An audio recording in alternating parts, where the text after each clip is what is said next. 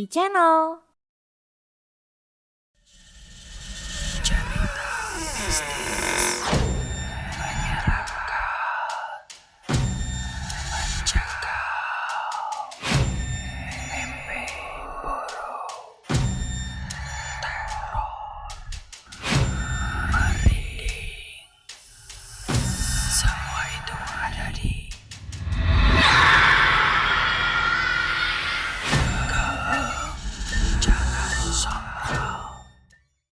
Selamat malam yang nonton di rumah.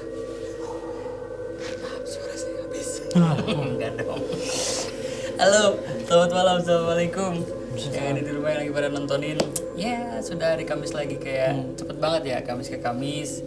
Ya itu dia, emang kehidupan tuh cepet ternyata. Gitu. Dan sekarang waktunya untuk kalian nontonin lagi program Keeng yang akan bercerita cerita-cerita yang horor dan pastinya Keeng dan akan membuat kalian susah tidur malam ini. Hanya di Keeng, jangan sompral. Tetap dong. Betul sekali. Ada Adit dan bersama kami. Adik uka-uka. Adit Kintayangan. Iya. Jangan lupa ya, itu nanti tolong lo editor namanya. Nama itu sekarang. Sehat? Alhamdulillah ya.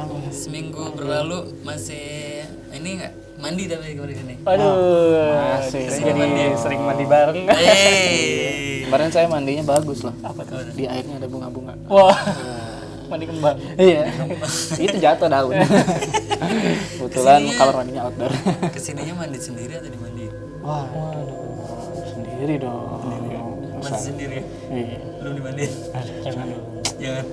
Kapan mandi mandiin? Kalau saya reinkarnasi jadi kucing. Iya. Benar-benar. Iya, iya.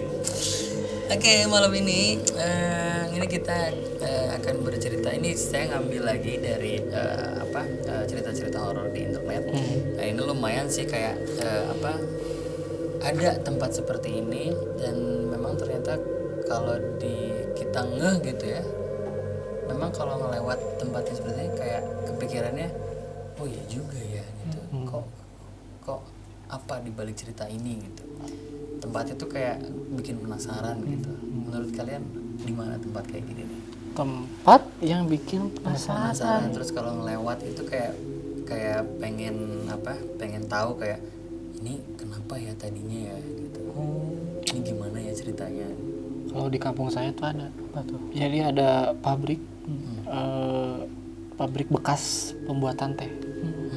Jadi dulu kayaknya emang terpakai, tapi sudah beberapa puluh tahun tidak terpakai. Dan yang anehnya itu banyak banget besi-besi, seng-seng yang hilang-hilang. Penasaran kenapa itu? Kenapa hilang? Terus teman saya ada yang ngajakin, ayo ambilin tadi kilo ya.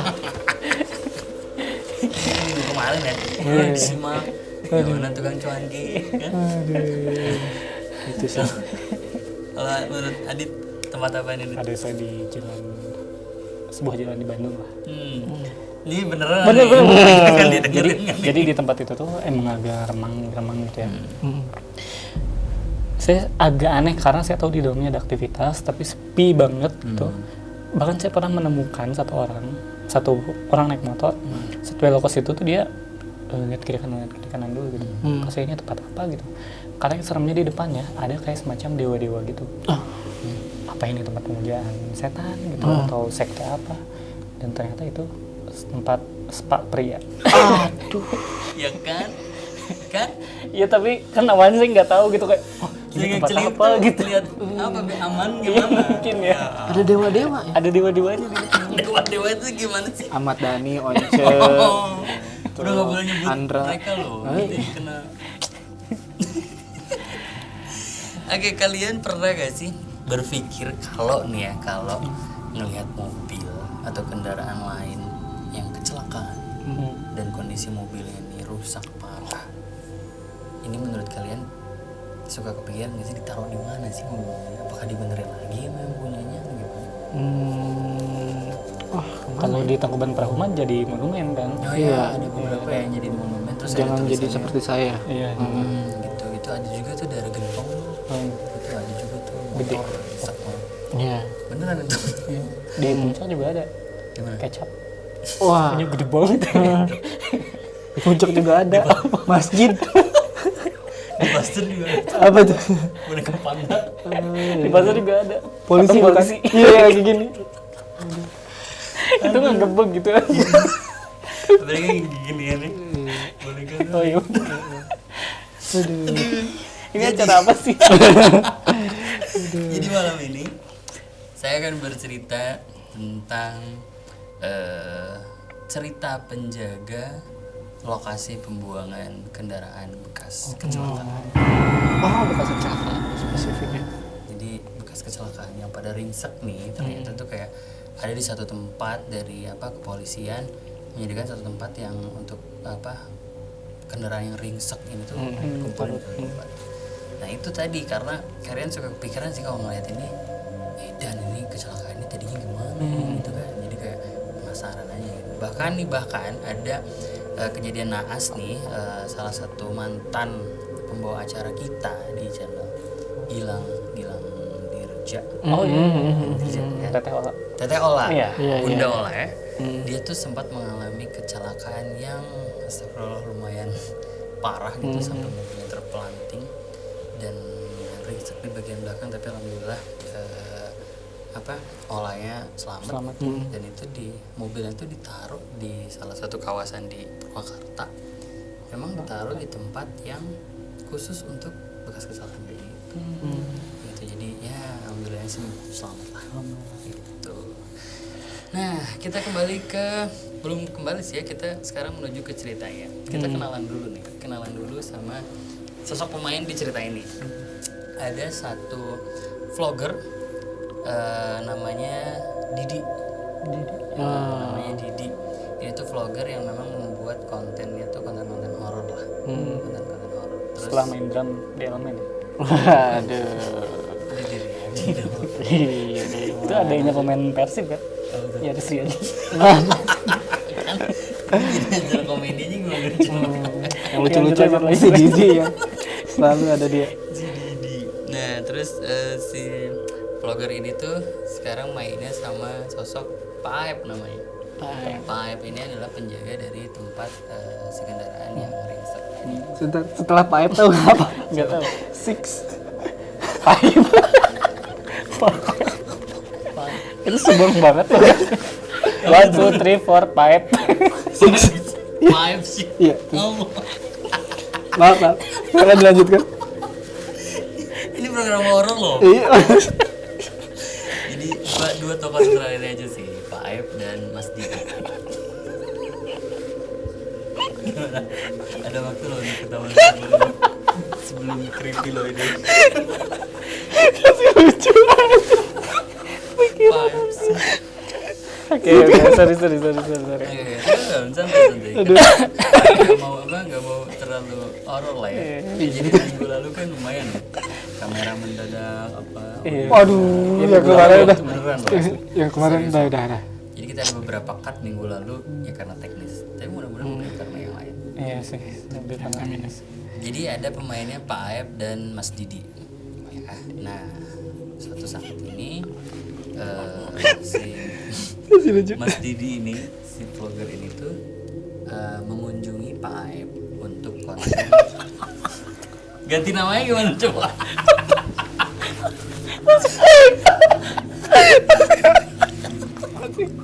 Ganti nama nih. Pak siapa? Pak Sukri aja. Oke. Pak Didi, Mas Didi ini mendatangi Pak Sukri. Samaran dari Pak Sukri ini untuk konten di YouTube-nya.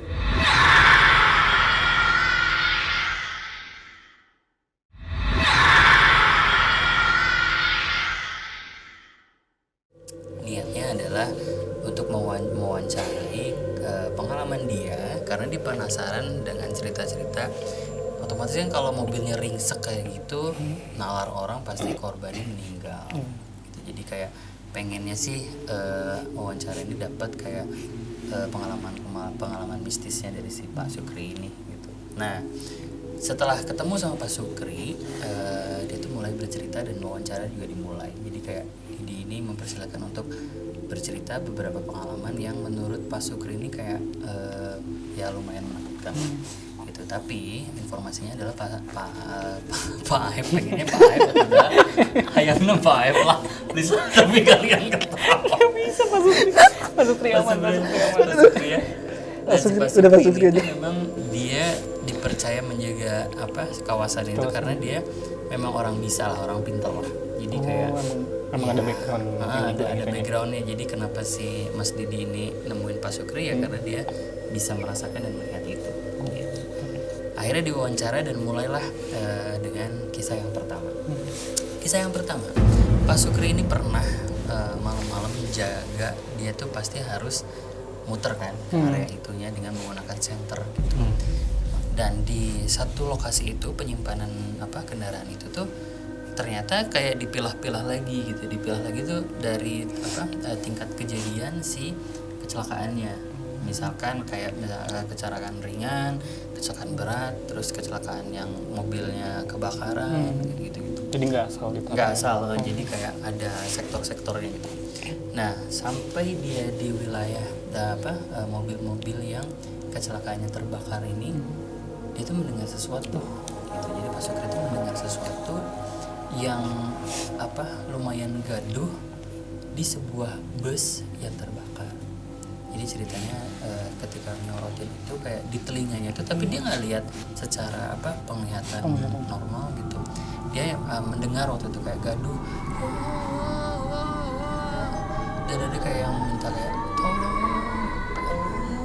gitu. Jadi kayak memang dia hanya bisa merasakan bahwa memang pada saat kecelakaan bus itu terbakar dan semua korbannya meninggal terbakar gitu.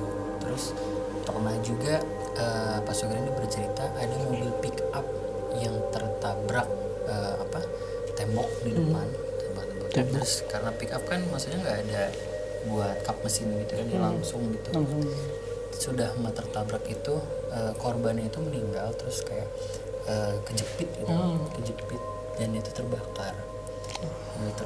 Terus dia melihat kalau ini dia melihat sepenglihatan Pak Sugeng ini melihat sosok supir yang terjepit dan terbakar itu kayak matanya terbelalak, terus dengan kulit yang meleleh terbakar tuh kayak minta tolong ke Pak Sugeng, Pak tolong panas, Pak tolong panas. Nah ketika sudah melihat itu, pas jalan dia membelokkan badannya, beneran di depan mukanya dia tuh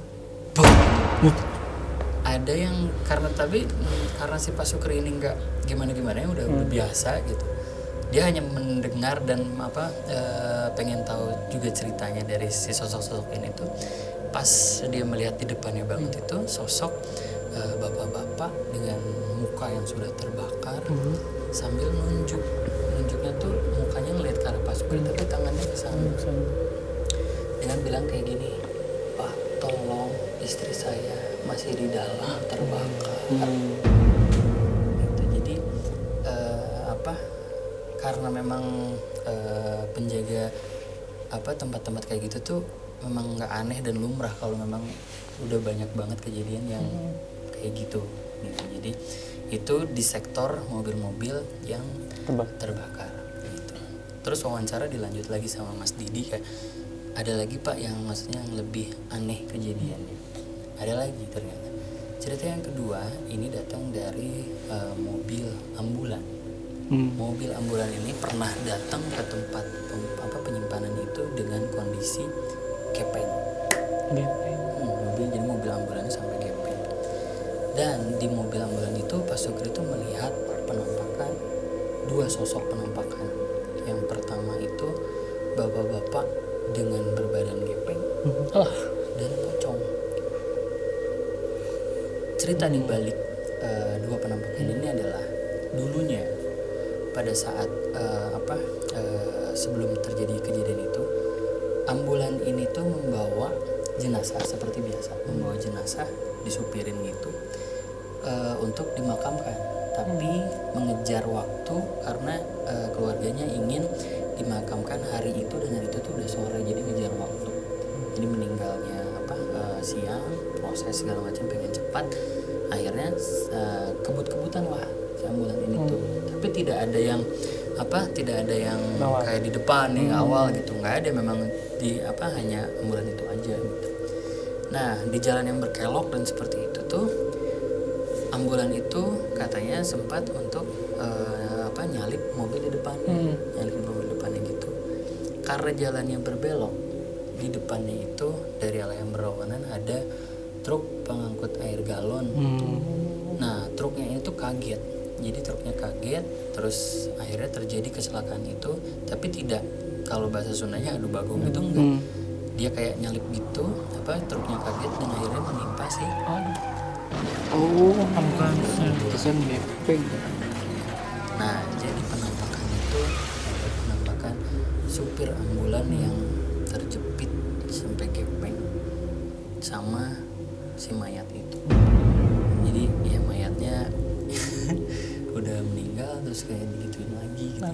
Kasihan gitu. Itu cerita yang kedua. Terus cerita yang selanjutnya, Mas Didi kayak masih butuh lagi konten gitu. Kayak masih butuh lagi konten. Akhirnya diceritain lagi sama Pak Sukri. Ini ada di mobil, lumayan lah kalau kita itu kayak kan ada mobil minibus ya, mobil minibus yang agak besar, dan ini tuh kayak orang-orang berada lah yang punyanya gitu. Dan ya kisah dari mobil ini tuh lumayan tragis karena ceritanya Pak Sukri ini sempat didatangi makhluk laki-laki berusia sekitaran 30 tahun, dan dia itu ingin menyampaikan permohonan maafnya kepada istrinya. Jadi sosok yang datang ke Pak Sukri ini bilang kayak, sampaikan maaf saya kepada istri dan anak-anak saya gitu. Nah karena kebiasaannya Pak Sukri ini kalau ada yang sama kayak minggu lalu kayak penghantar gitu kan, itu sama, dia kayak ngomong ke keluarganya gitulah, keluarganya gitu, bahwa kemarin saya didatengin sosok pria ini, mobilnya nggak jauh dari si mobil yang tempat kecelakaan gitu, dan dia mengira bahwa yaitu orang yang punya mobilnya. Dan ternyata ceritanya adalah kenapa si suami ini minta maaf, karena sebelum kejadian istrinya sudah meminta suaminya pulang untuk merayakan ulang tahun anaknya. Tapi suaminya tidak pulang, beralasan dia ada meeting kerja, jadi kayak ada kerja tambahan gitu. Lembur. Padahal dia berselingkuh. Laki-laki. Kenapa dia bisa meninggal? Konon katanya pada saat perjalanan menuju salah satu penginapan yang ada di kawasan yang cukup dingin lah di Bogor sana, itu mobil yang mewah itu ternyata masuk ke dalam jurang dan kondisinya sangat naas, karena setelah ditemukan si korban ini meninggal dengan keadaan bahu yang tertancap bambu.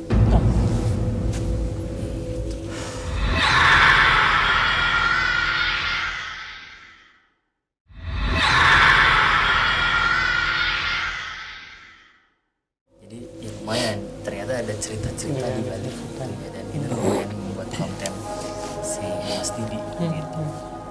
Nah timbul ke wawancara terakhir nih, Mas Didi kayak cerita, ada nggak Pak cerita pamungkasnya dari yang terseram yang pernah Bapak alamin pada saat ini. Nah ini ceritanya lumayan agak singkat, baru terjadi dan kayak masih ingat-ingat lah.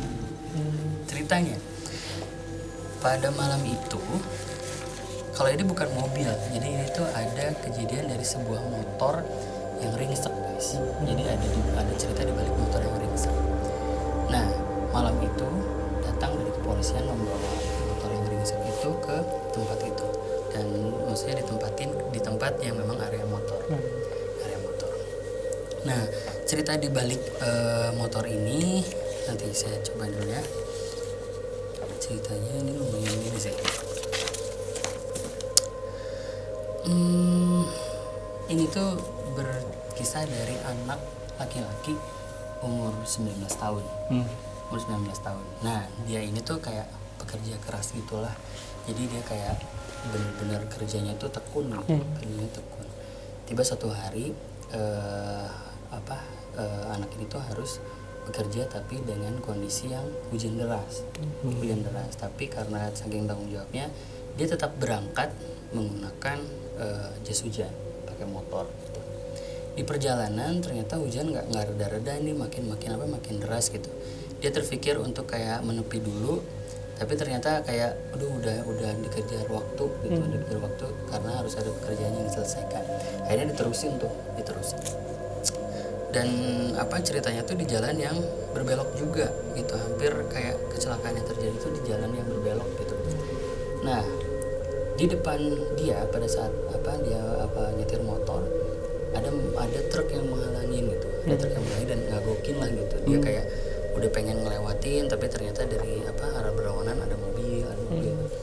Nah tiba waktunya dia di seberang nggak ada kesempatan untuk nyalip gitu. Akhirnya dia nyalip si truk ini dengan kondisi hujan yang masih deras. Pas disalip truk ini ternyata jalanan belok guys. Ternyata jalanan belok dan dari arah berlawanan itu ada mobil angkutan umum. Dan akhirnya mobil angkutan umumnya juga kaget, dia ngerem dan si anak ini tuh juga ngerem tapi sayangnya dia kegelincir gitu. Kegelincir dan akhirnya anak ini tuh masuk ke dalam kolong truk lagi dan terdengar suara si bannya itu, si ban truknya itu kayak ngegiles dan ternyata ada suaranya lagi dan ternyata setelah dilihat sama saksi yang ada di situ, anak ini meninggal juga terlindas truk. Nah terus ditanya nih sama sama Mas Didi, Pak, maksudnya kan terlindas gitu biasa ya, gitu maksudnya ini penampakannya di sebelah mana? Penampakannya itu pada suatu malam Pak Sukri ini didatangi seorang pemuda yang sedang mewawancarinya sekarang untuk konten YouTube-nya. Ngerti gak? Jadi selama dari tadi Pak Sukri diwawancarai oleh Mas Didi. Ternyata Mas Didi adalah korban dari truk yang terlindas. Dan dia itu mengejar untuk bertemu Pak Aep. Pak Sukri. Iya Pak Sukri, maaf. Pak Sukri untuk konten YouTube-nya. Jadi didatengin sama. Tapi Pak Sukrinya ya udah biasa aja kan diladenin. Gitu. Jadi sosoknya adalah penampakan dari motor itu ya Mas Didi ini. Kaget. Gimana menurut kalian? Bagus. Mengagetkan. Tangannya ada tangan. Ada. Sekarang ada. Pakai motor, pakai mobil kesini guys. Motor. Aduh. Aman lah. Nggak lagi hujan kok. Iya. Plot twist ya. Wah, kaget sih asli. Plot twist. Kirain tuh kayak kenapa serem karena didatanginnya dengan si yang bawa motornya sambil gitu. Enggak sih. Ternyata.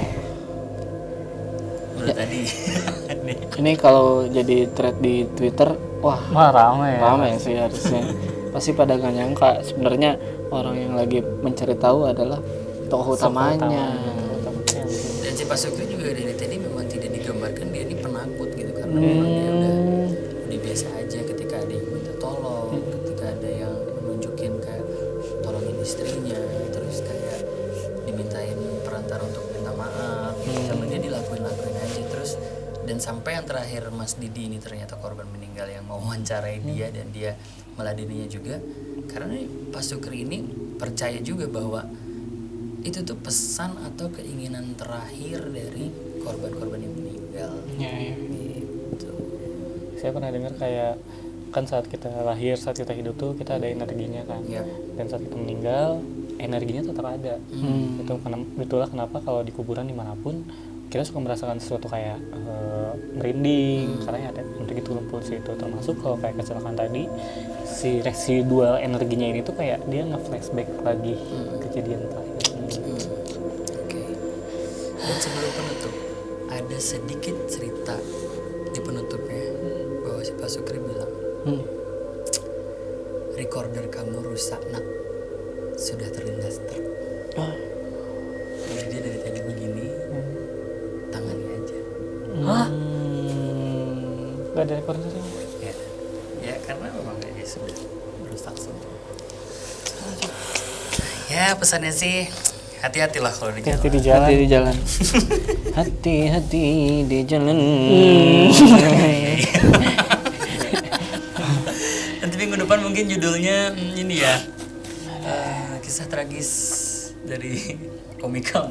Waduh, Enggak, tadi nggak bodoh.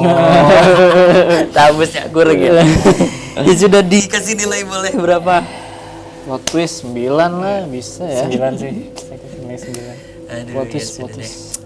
Terima kasih buat pemirsa yang sudah mendengarkan dan menonton program ini. Bolehlah masih ditunggu kalau ada cerita-cerita yang seru gitu. Jadi bisa kita ceritakan lagi. Betul. Terima kasih buat Adi sama Adit Ya, juga. Sama-sama Pak. Sampai ketemu lagi minggu depan. Ya. Masih di program Keung.